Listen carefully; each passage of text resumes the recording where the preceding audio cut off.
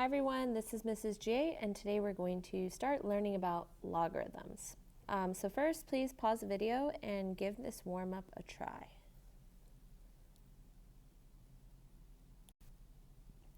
All right, so hopefully you notice the pattern that if you take this number in the base of your logarithm and raise it to this power, the result is the number here. So 2 to the power of 3 is 8. 5 squared is 25. 4 to the power of 1 is 4.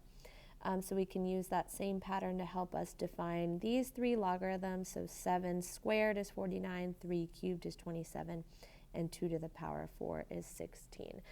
So this is essentially a peek into what we're going to talk about today, which is a logarithm, what it does, and how we can evaluate them. So let's talk about why we care about logarithms. How do we use it, and what exactly is it? So imagine I gave you this equation and I asked you to solve for x. You say, well, 2 to the power of x equals 3.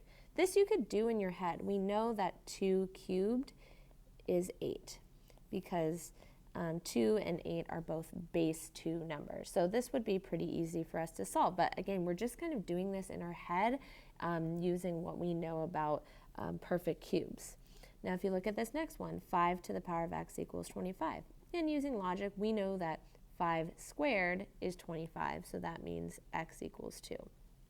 So these are exponential equations, and we were able to solve for x easily. But what if I gave you a problem like this? 6 to what power is 15? Well, we know that 6 to the power of 1 is 6, and we know 6 squared is 36.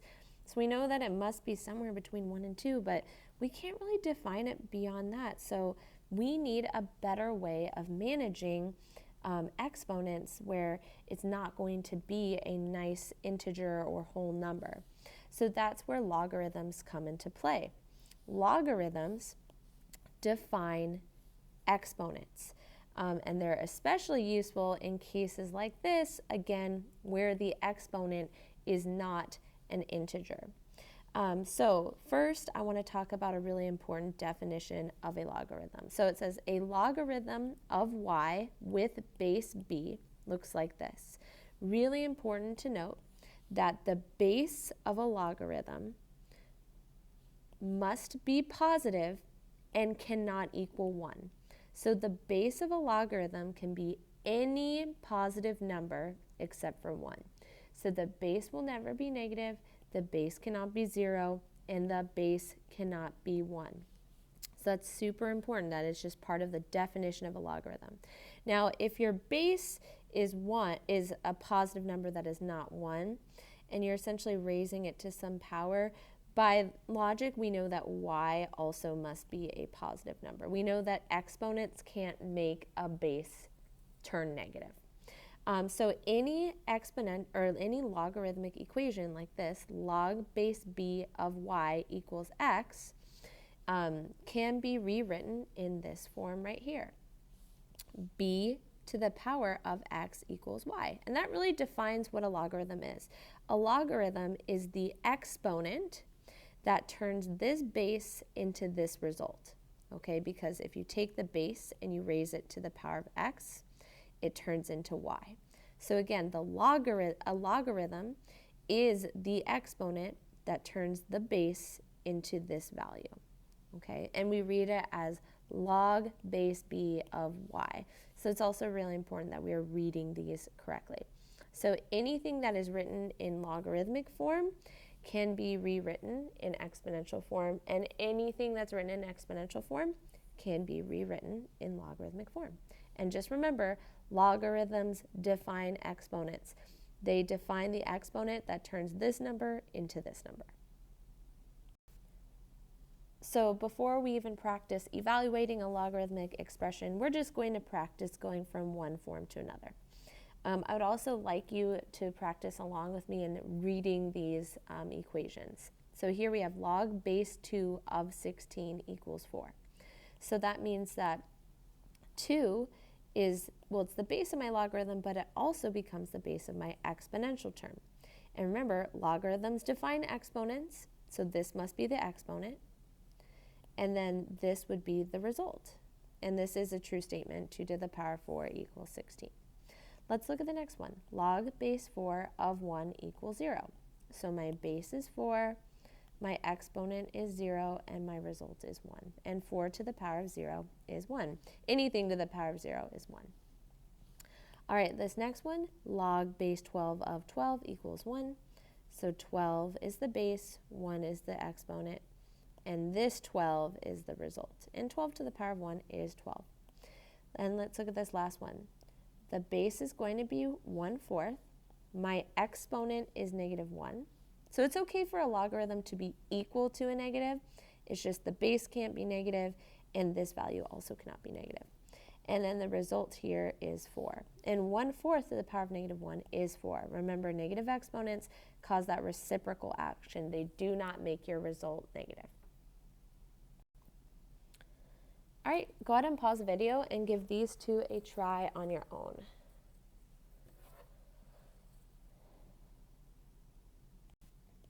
Go ahead and check here. Log base 6 of 216 equals 3 can be rewritten as 6 to the power of 3 equals 216. And log base 7 of 1 equals 0 can be rewritten as 7 to the power of 0 equals 1. And again, please make sure you are practicing reading these expressions out loud. It's important that we write it correctly, but it's also important that we read it correctly. All right, so now we're going to practice doing the opposite. Here we have an exponential equation, and we're going to rewrite it in logarithmic form. So we see here that the base is 5, so that's going to also be the base of my logarithm. So log base 5, and we know that logarithms are always equal to the exponent. They define exponents. So it must be log base 5 of 25 equals 2. Here we have a base 10 logarithm.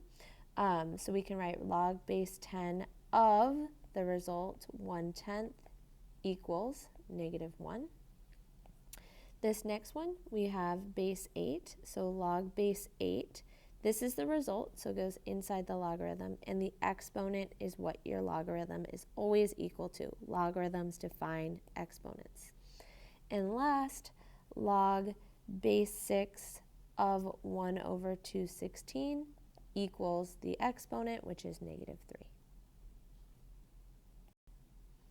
All right, go ahead and pause the video and give these two a try on your own.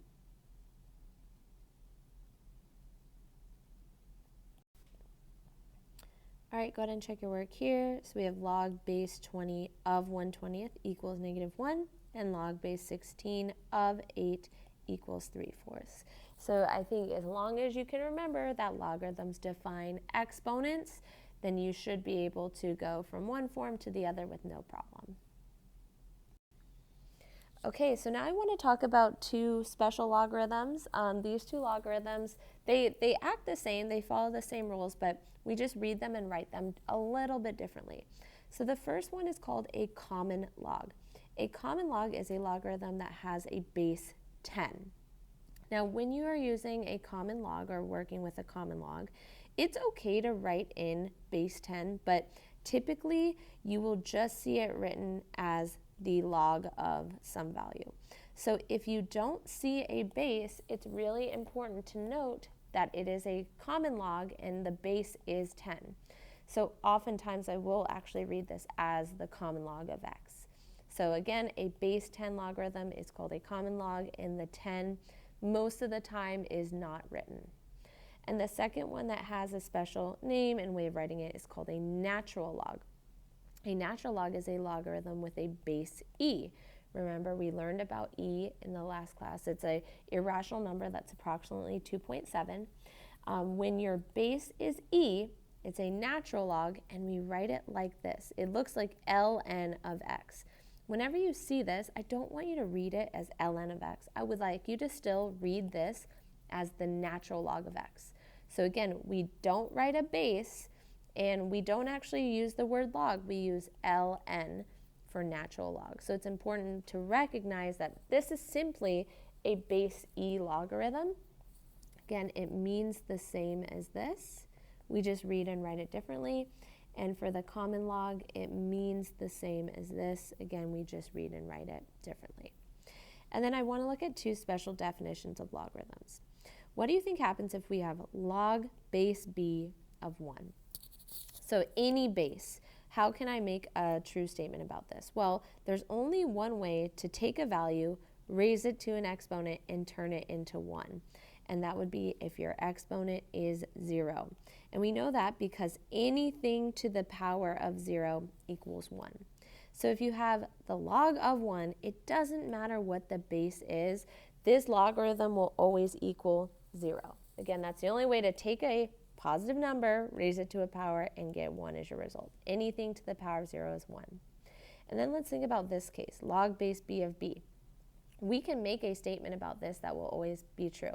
If you are starting with b, raising it to a power, and you end with b, that power must be 1, because anything to the power of 1 is that same thing. So b to the power of 1 is b.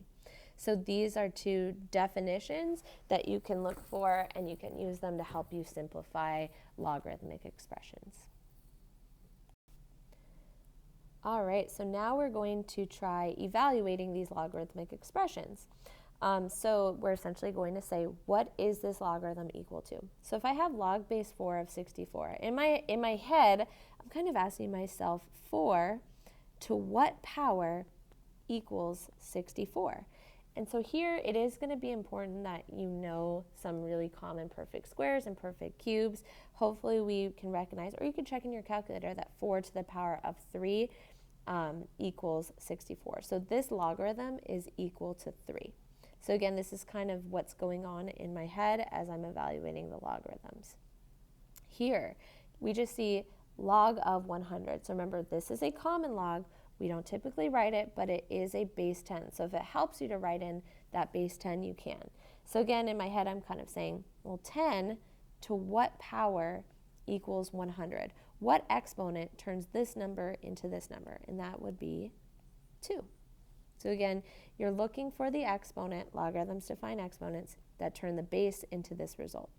So here, if I see log base 5 of 0.2, here's just a tip. If you ever see a decimal inside a logarithm, try rewriting it as a fraction. We know 0.2 is 2 over 10, which if you simplify is 1 over 5. So here we have log base 5 of 1 over 5. So I'm asking myself, 5 to what power gives me 1 over 5? So here, notice it's staying from 5 to 5, but I'm flipping. So the way you flip something is with a negative exponent. So this exponent is negative 1. So that's what this logarithm is equal to. Here I have log base 1/5 of 125. So how do I turn 1/5 into 125 with an exponent? Well, first, I know that my answer should be negative, which would flip this to just a normal 5.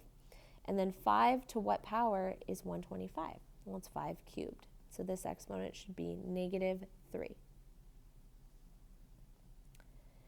Now here's another of those special logarithms. Remember, this we read as the natural log of e. So here, just remember that natural log of e just means log base e of e. We just would never write it like this. So here I'm saying e to what power equals e? Well, if the base and the result are the same, the exponent must be 1. So the logarithm is equal to 1. And last, log base 36 of 6. So this one's a little trickier. We're saying 36 to what power equals 6? How do I use an exponent to make a value get smaller? So that's when those rational exponents come into play. Remember, rational exponents are exponents in fraction form, and they actually mean a radical expression. So if you notice, 6 is the square root of 36. So if I had 36 to the power of 1/2, that means the square root of 36, which is 6. So this logarithm is equal to 1/2. So if you notice that from your base to the result, it's decreasing, that should be a good indicator that your answer might be rational, meaning it might be in fraction form. And there you go. That's how you evaluate a logarithmic expression. All right, so go ahead and pause the video and give these a try on your own.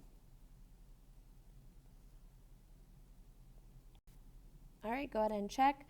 So again, this intermediate step is kind of my mental dialogue that's going on. 3 to what power is 81? So this logarithm is equal to 4. What exponent turns a 10 into a 10? Must be a 1.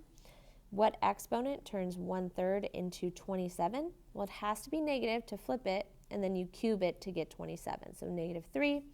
And then how do you turn a 64 into 8? Well, you square root it. And if you want to square root something, you have that rational exponent of 1/2. All right, the last thing we're going to talk about is the inverse properties of logarithms. So exponential functions and logarithmic functions are inverses of each other. They undo each other, and that's why we're learning about both of them in the same chapter. So the inverse of log base b of x, y equals log base b of x, is y equals b to the x. So they are inverses of each other.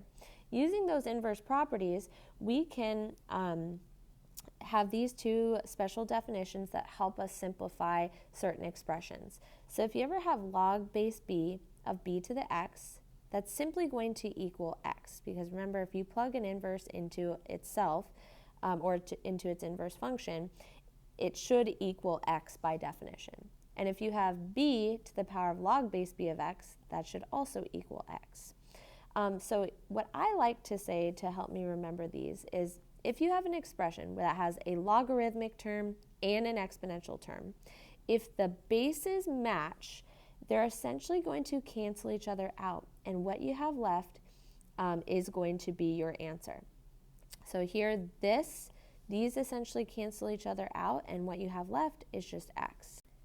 And here we have b to the power of log base b of x. So we have a base b exponential, a base b logarithmic. They cancel out, and we are left with x.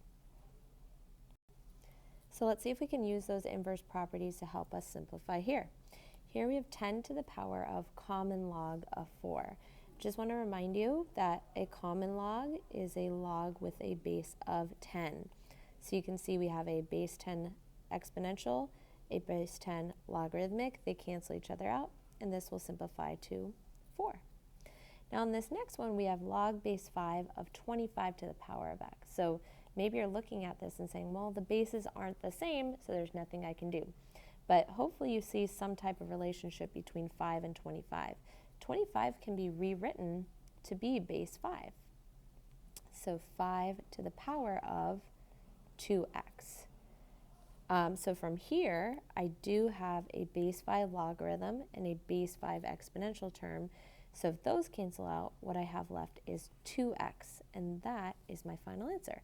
So sometimes we have to go out of our way to make the bases the same, and sometimes there's no way to make the bases the same, so maybe we won't be able to simplify in that way. All right, here's one last one for you to try on your own, so please pause the video. All right, go ahead and check. Here's just a reminder that a natural log is just a base e logarithm. So we essentially have log base e of e to the 7th. We would never really write it like this. This is just to show that they are the same base. So those will cancel out, and you're left with just 7. Here you have 6 to the power of log base 6 of 5. They're both base 6, so your answer is just 5. All right, that is all for today's video. Thank you so much for watching.